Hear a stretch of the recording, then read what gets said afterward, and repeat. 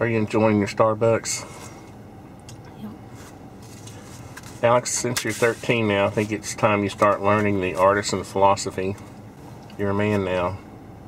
I'm almost through with my book, so I think it's okay to start revealing parts of it.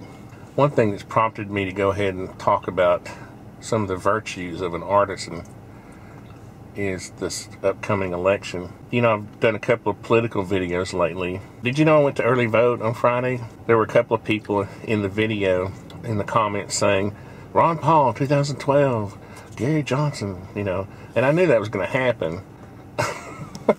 I was trying to gather my thoughts. I was trying to think about which artisan. There are 9 virtues that an artisan holds true and that are part of the artisan philosophy. One of them is prudence. Do you know what prudence is? To be able to govern yourself. What was... I think that's what it was. It was something like that. And the concept there is that you're a self-governing being. Yeah, that's what it was. And you have and that is a sort of something you're born with. It's something that your Creator has endowed to you. In other words, you can, you know, give to Rome what belongs to Rome, but that doesn't mean that you have to be governed by Rome. Does that make sense? Yeah. So, you know, you have to pay your taxes if you're going to live where those governments have authority, but that doesn't mean they govern everything about your life. And that's a very important concept. Or the philosophy of an artisan is that you're a free person to, you know, to travel, to do what you want, to create what you want. That's sort of the essence. It's hard to grasp the essence, but that's part of it. Another virtue is objectivity, and this is the one that brings me to the current election. Do you know what objectivity is? Mm-hmm. It's just like not being biased to one thing and looking at both sides. Right. And giving each one, like just looking at the qualities of each one. And earlier we were talking about what? I was trying to use something that young people would appreciate, like a video game. And we were talking about the differences between, say, Minecraft and Portal. We were saying, what was it? We were talking about the graphics and the artificial intelligence of both of those, and all we really talked about was AI. And yeah, I guess the point of that whole conversation was just an example. It was an example, and we were talking about how to analyze something without using emotion. So anyway, how that translates to this election is this. There are only 2 candidates that have the ability to gain enough electoral votes. There's this thing called the Electoral College that people forget about. And take Ron Paul for an example. Ron Paul is not on the ballot for the 2012 election, so he cannot get elected. Now, people are going to get upset and say, well, I can write him in. Well, sure, you can write in your mother, too, but she's not going to get elected either. I've tried that trick before. In 2008, I wrote my name in, and guess what? I didn't get elected. Oh. Because I couldn't stand McCain, and I couldn't stand Obama either. Because unlike most people, I knew what his philosophy was all about. So what is my point here? I'm a Ron Paul supporter. I love Ron Paul, but he can't get elected. Okay? So if I write his name in, what's going to happen? Nothing. Nothing. That's right. And, you know, the 47% we were talking about the other day that are going to vote for Obama no matter what, right? Mm-hmm, right. They don't care about what his policies are or what he's going to do to this country. All they know is they're going to get their stuff if he's reelected, right?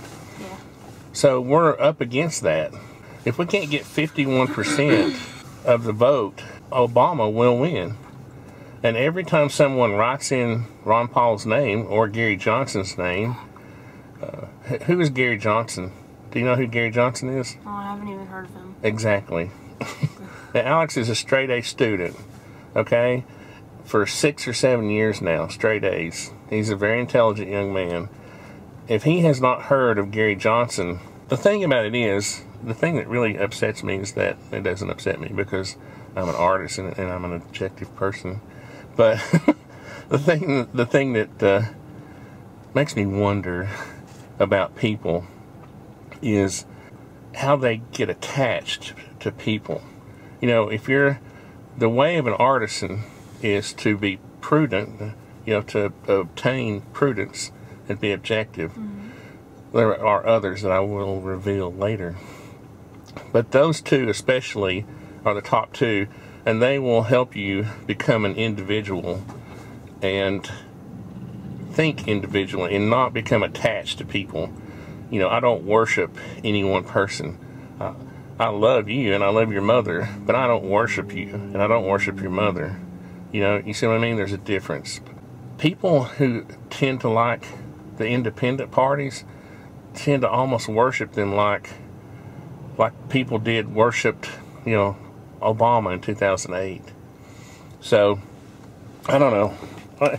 And again, you know, it's funny because since I am a libertarian and an artisan, I can't tell people what to do with their vote. I don't believe in that.